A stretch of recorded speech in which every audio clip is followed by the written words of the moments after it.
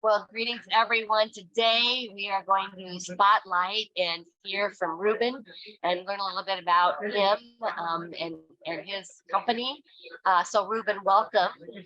Welcome Thank today. you. Thank you for having And me. you bet. Well, tell us a bit about who you are and what would be important to know about you and your business. And today you're not in the Midwest, you're out in New Hampshire. So tell us about that journey too. Sure. Well, again, thank you for having me. My name's Ruben Hernandez, and I'm a partner in a company called NetPar. We are our business is an indoor golf simulator venue. And really our goal with this business is to provide the community and golfers with an enticing alternative to outdoor golf, especially when time, weather, or proximity prohibit outdoor play. There's a great alternative to that. And with that, the experience is complemented with food, beverage. We have a full bar and golf merchandise. A little bit about me. I am originally from Northwest Indiana. Grew up there, still live there.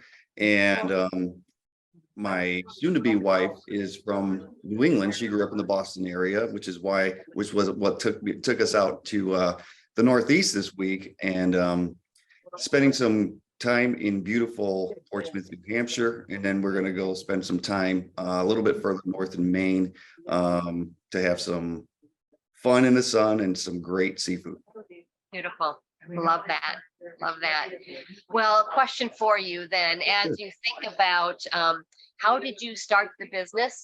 Did you have a vision of something? Obviously, creating an indoor experience when you live in where we have all seasons or inclement weather. Tell us a bit about how you started your business.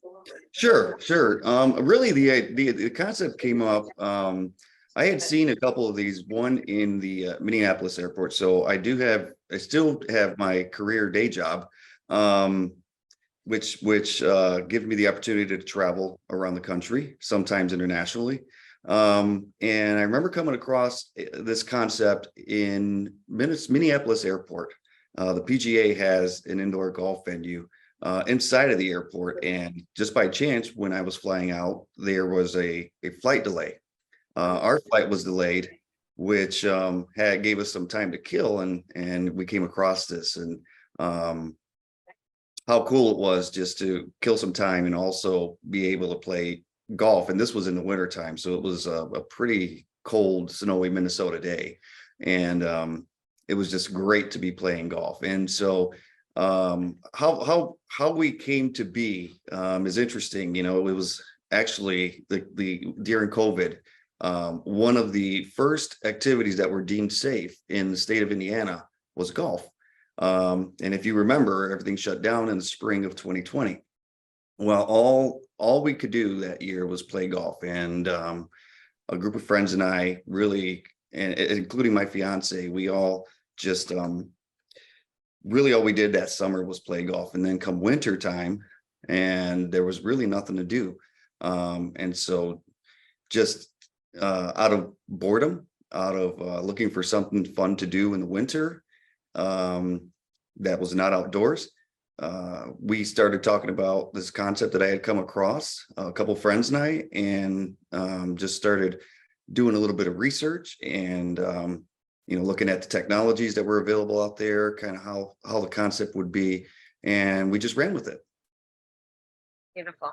Find a need and fill a need, right? That's a lot. Find a need and fill a need. And yeah, we felt like there was a need, and fortunately, knock on wood, the need is definitely out there for people who have a passion for golf, people who are looking for something to do, people who are looking for a date night, having something something different to do. The options of things that you can do with the technology that we have are endless. And so there's something for everybody. Love that. Love that. Beautiful. What might be some greatest insights that you've had since you began the business that you'd be willing to share? Great question. I would say first and foremost, when you're in your process of starting a business, opening a business, or a brand, really take the time to build that brand. Try to build a strong brand, and, through strong marketing, through, through word of mouth, whatever the case is, get your name out there. And, really focus on the customer, put the customer at the center of all of your decisions. We try to provide an experience when a customer enters of, great service. They're attended to, they're getting everything that they need. And, we want them walking out thinking about us and wanting to come back. Right. And if you can do that, when you have a customer, when you build a loyal customer base, your brand is going to get stronger just by word of mouth. They will spread the word if they had have a good experience. Not so much if they don't. So that's really a key area to focus on. It's always putting the customer at the center of every decision that you make, keeping them at top of mind. And, again, and in parallel with that, building a brand. And I think that goes hand in hand with building a brand. The experience is the marketing. Is it what The you want it to experience be? is correct. Love it. And word of mouth travels fast, but also reviews. I don't know, anytime I look for any restaurant or somewhere, something to do, I always go to the reviews. And we take pride in that. We want our customers to give us good reviews. And I would say that we've gotten really good reviews. If you go to Google, if you go to Facebook, we've gotten a lot of positive reviews from our customers, and that's something to be proud of. Nice. Absolutely. Celebrate that. I heard you say a bit that you also have a full-time profession while you're doing this. So let's talk a little bit about time management or time mastery. How do you integrate both your personal and professional and being an entrepreneur and running a business? So what keys to success might you share there? I think you always got to keep balance at the top of mind. And in doing so, you have to prioritize. I work off of checklists day in and day out. Fortunately, I have a strong partners. I have strong partners who all are putting in time into the business. We all have kept our career jobs. And you've got to be very diligent about prioritizing the important things. I'm very results driven. So I want to, I live off of lists, and I want to ensure that I get those things checked off. But we also have to sacrifice our personal time for the sake of the business. So we dedicate a lot of hours to the business. We have some long days. We meet every Sunday. So we make sure that we're always focusing on business. So we have a cadence. Every Sunday morning we meet to talk about the business, to talk about have any issues, forward planning for the upcoming golf seasons, etc. And and the nice thing about the business that we're in is we're all passionate golfers. So if it's a slow day, we get to play a little bit of golf while we're at our business. So it's a mix of you always want to keep you always want to have balance and mix in a little bit of fun with that. And fortunately, with the business, it gives us an outlet to have a little bit of fun, do what we're doing, and enjoy some personal time, the little personal time that we do have. But balance is big, and I think checklists are probably the biggest thing for me, and just ensuring that I get things done, I get my tasks done, and then I can run off and have a little bit of fun. Nice.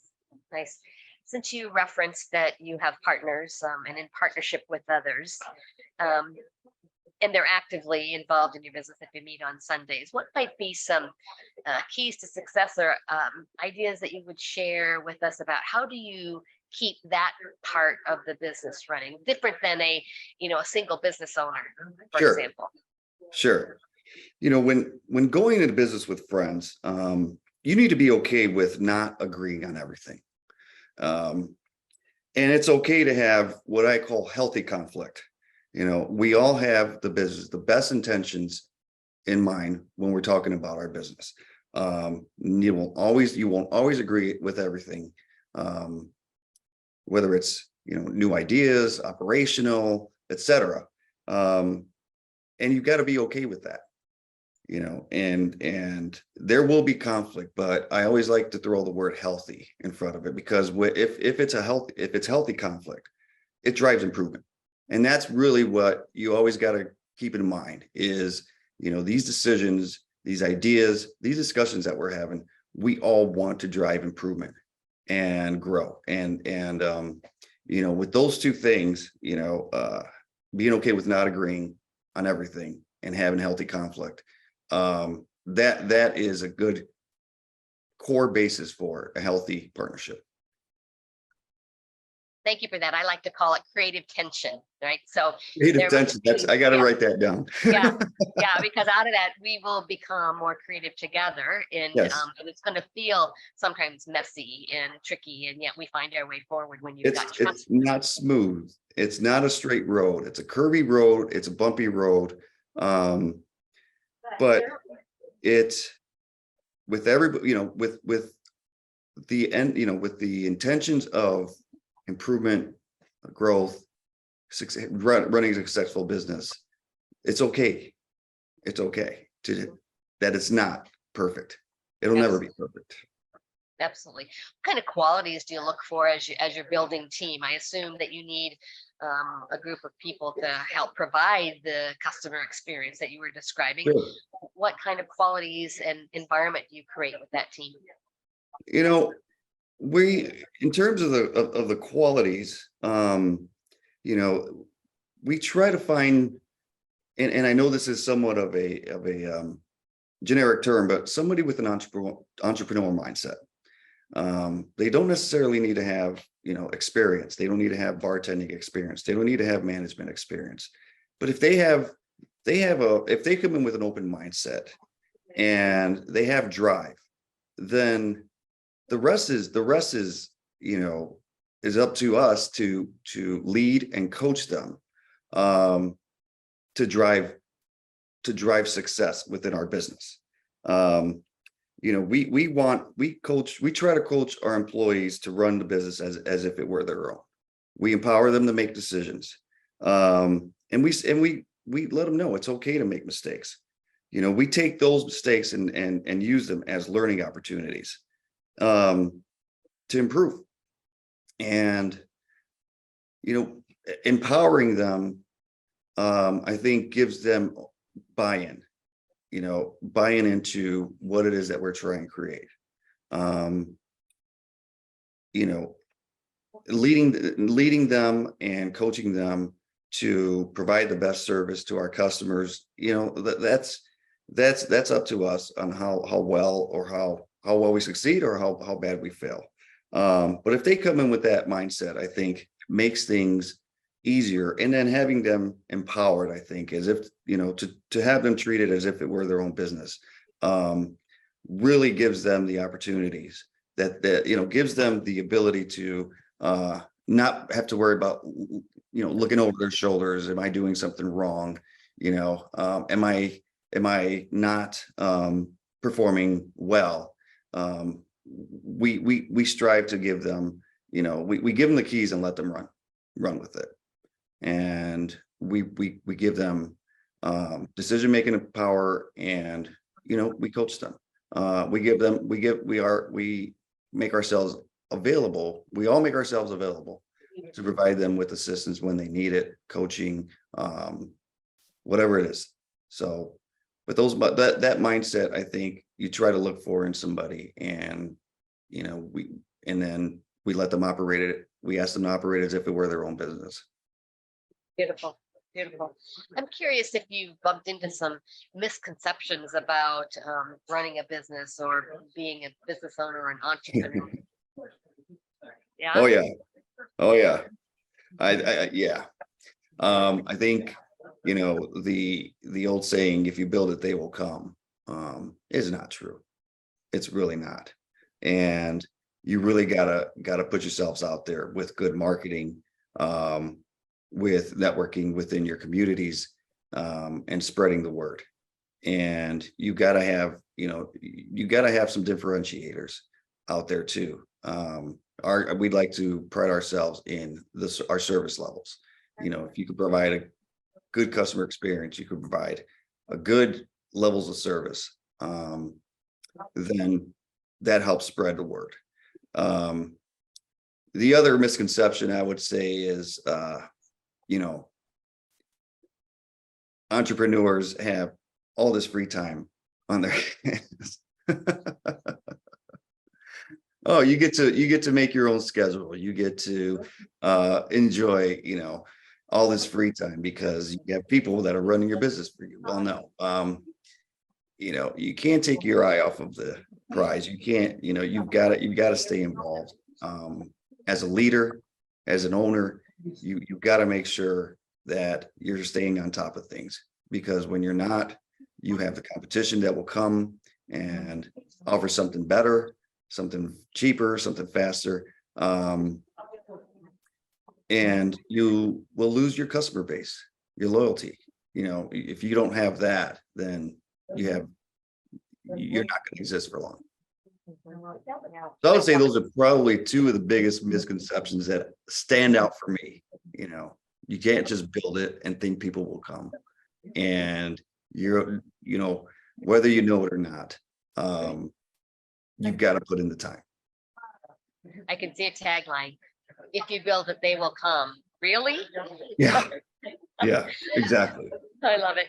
So if you were to talk to your younger self, what advice would you give your younger self after knowing what you know today about Sure. running a business and living life?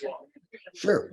You know, I would tell my younger self that, you know, it's okay to take a risk. Take a chance, take a risk. You know, I always consider myself, you know, kind of the ideal person, the visionary. So most of my life I was thinking about, you know, ideas on I always wanted to own a business. I always knew that from a very early age. And so, you know, it was just all these ideas that came, you know, I've had over the years. And, you know, going back, if I were to see my younger self, I would say, take those ideas and take a risk and do it. You know, don't be afraid to go in business because you don't know, you know, don't fear the unknowns of being an entrepreneur, of owning a business. You'll figure it out. And you know, most people go into business, there's a lot that they don't know, but they're willing to take that risk. They're willing to take that chance because they believe in the product or service that they have, and they have a passion for whatever it is that they're trying to do. That would be the biggest piece of advice. Just go for it. It won't turn out so bad, and be okay with not knowing everything, because you'll learn it. There's a lot of unknowns. You'll figure it out. Beautiful. We like to say you're never ready till you start. Right. Yeah, just get started. Yeah, just do it. Beautiful. Beautiful. Where do you see yourself in 5 years? Do you see starting more businesses, growing this one? What does that look like for you as an entrepreneur? You know, well, and this is, I would say, you know, what I'd like to see in 5 years from now, is we built a strong brand. We have a national presence. We are looking to grow. So right now we have 3 locations. By the end of 2024, we should have 5 or 6 locations, and including the Capital District in Omaha. That should be coming at the end of this year, which we're very excited about. ideally, this venture will allow me to step away from the corporate world and really focus my time and energy on this business and growing the business and having a little bit better balance in life. Yeah, I hear that. I like to use the word integration because sometimes it's not a balance, right? You're out of balance by choice so that you can integrate life and doing life into aligning both your personal and your professional goals. Right. Yeah, living out those dreams. I love that. What other advice here as we wrap up our time together would you want to share with business owners that are looking to grow? I would say a couple things. One, again, build a brand through good marketing practices. Always focus on the customer. Always put the customer at the center of everything, of all of your decisions, and take calculated risks. Don't overextend yourself personally, financially, but take calculated risks and just go for it. This is having done, the first one's always the hardest one. Having done 3 now, it gets easier. And I'd say the last thing I would tell other business owners is don't worry about the money. I think when we were first opening our first one, there was so much concern about the money that we had to put up and getting banks to buy into our business concept in order to lock in on an SBA loan. There was so much worry about all that. Are we gonna make it? Are we gonna have enough? And in time, though, the money will come as long as you make the right decisions, have some good business practices, and build a strong brand. And then again, and you're focused on the customer, which is the most important piece of it all. The money will come. It's an outcome. It's an outcome. It's an outcome. Yeah. Exactly. Beautiful. Well, Ruben, thank you so much for sharing your insights, your wisdom, the passion for what it is you're doing, demonstrating how you can do business with friends that can become business partners as you stay focused and really focusing on that customer experience as the center of all your decision making. So great Sure. insights. Appreciate Thank that. you, Linda. I really appreciate the time. Thanks for the opportunity to have this conversation. I really enjoyed it, and hope to see you at NetPar in Omaha when we open. There you go. You will. I love to golf, especially Awesome. on rainy days. Now I'll have an option. Now you got an option, and snowy days. And snowy days. All right. Thanks so much, Ruben. Thank you. Take care.